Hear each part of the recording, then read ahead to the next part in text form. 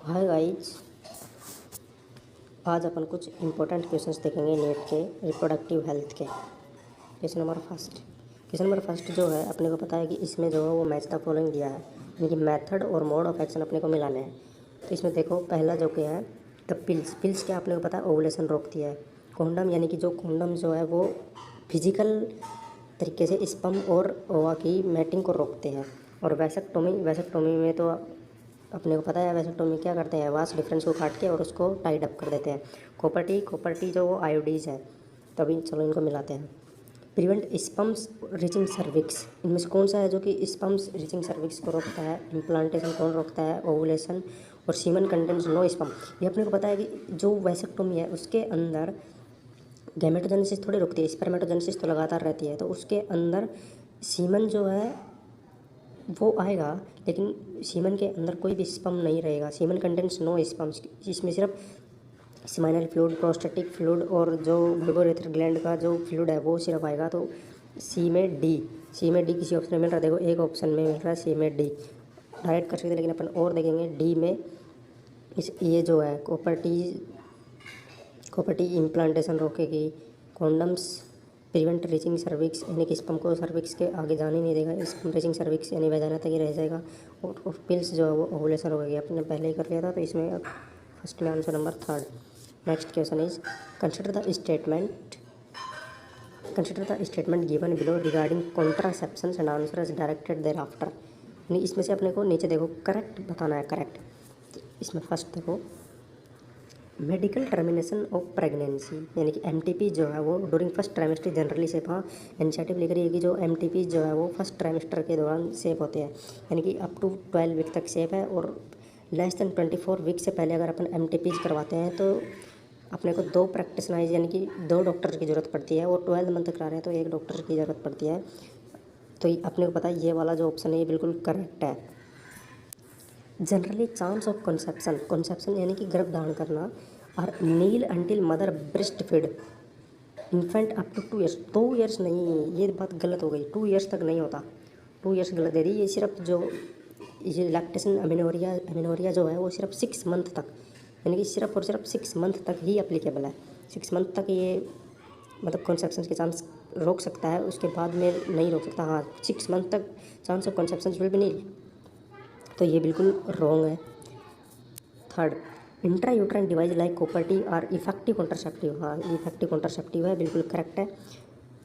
Next one is contraception pills may be taken up to 1 week after coitus to prevent conception. मतलब जो contraception pills है वो conception यानी गर्भ धारण को रोकना है, तो वो यानी कोइटस कर लिया और उसके बाद भी 1 वीक तक लेंगे तो गर्भ धारण रुक जाएगा। नहीं, ऐसा हो ही नहीं सकता। Before coitus we have to take, अपने को कोइटस करने से पहले, मतलब before coitus we have to take these pills, not after, पहले लेनी पड़ेगी। Means this is also wrong. तो इसमें से correct one is A and C. तो answer number option number first is correct. Next question number third, in vitro fertilisation technique is, जो in vitro fertilisation technique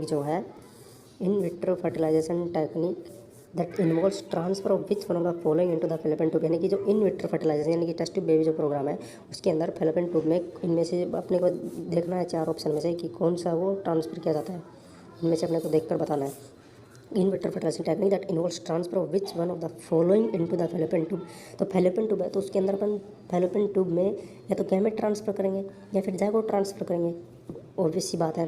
तो first option देखो zygote only, तो सिर्फ zygote only they दिया, इस वजह से ये ऑप्शन रॉन्ग। सिर्फ जाइगोट थोड़ी, भाई एम्ब्रियो भी जाइगोट क्यों, अपन गैमेट भी तो ट्रांसफर कर सकते हैं। Embryo only up to 8 cell stage, embryo only, embryo थोड़ी सिर्फ ओनली, या तो जाइगोट या फिर early embryo up to 8 cell, जो मोरल स्टेज है 8 to 16 स्टेज है ना।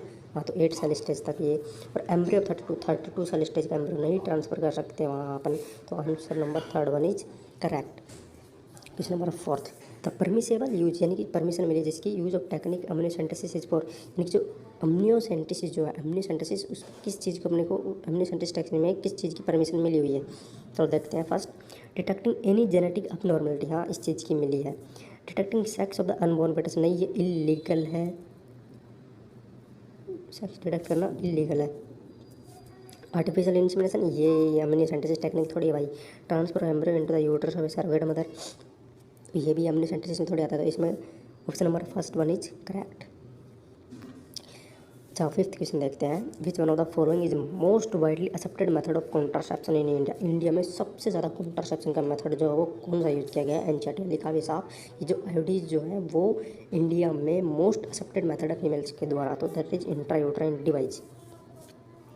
क्वेश्चन नंबर 6, मेडिकल टिप यानी कि MTPs are considered state up to have many weeks of pregnancy. देखो एनसीईआरटी में साफ साफ लिखा है कि जो एमटीपीज जो है वो सेफ तो अप टू 12 वीक्स है, लेकिन अगर मान लो कोई भी अगर इमरजेंसी केस आ जाए रेप का या किसी सोशल इशूज़ आ जाए, कुछ और आ जाए, तो लेस दैन 24 वीक्स का भी लिखा है, मतलब लेस दैन 24 वीक्स तक भी अपन एमटीपी कर सकते हैं। लेकिन सेफ जो इसमें जो है रिस्की हो सकता है, आफ्टर 12 वीक रिस्की हो सकता है, लेकिन up to 12 weeks it is safe. तो इसमें आंसर नंबर सेकंड रहेगा।